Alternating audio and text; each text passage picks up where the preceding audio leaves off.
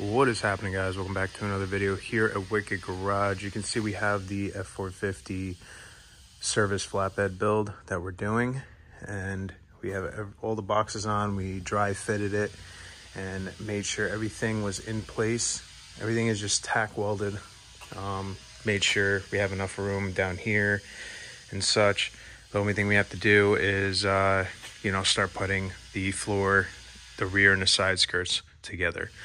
So before we get into that, make sure you hit the subscribe button if you're liking the series, liking the build, and like, comment, share. It helps us out.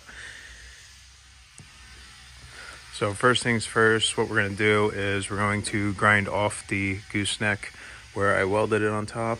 That way we have a flat surface for the floor to sit onto. And then we're going to clean up the floor, grind that all up, get it set on here, and start with that. I made those a little bit tighter around everything, so if I might have to trim up a little bit, but it's no big deal. You can see we have them over here, still a little wet because there was a lot of water from cutting. I didn't really have enough, well, I had just enough for the width of the diamond plate sheet, so thankfully that all worked out. We got the rear skirt cut up there, the side skirts, as well as the headache rack is cut right here. He ended up wanting to go with this so we can leave a clear view for the camera to actually protrude through and show the gooseneck line up. And then we have the aluminum plate over there, which will go on once we get everything today with, once we get everything else done. But that is for the doors, and they'll probably be done last because this is the biggest part, getting everything set up. We do have to bend these skirts in about 11 to 13% or 13 degrees, something like that. But I'll have to double check with my program, and then we'll bend those on our press brake. So let's get right into it.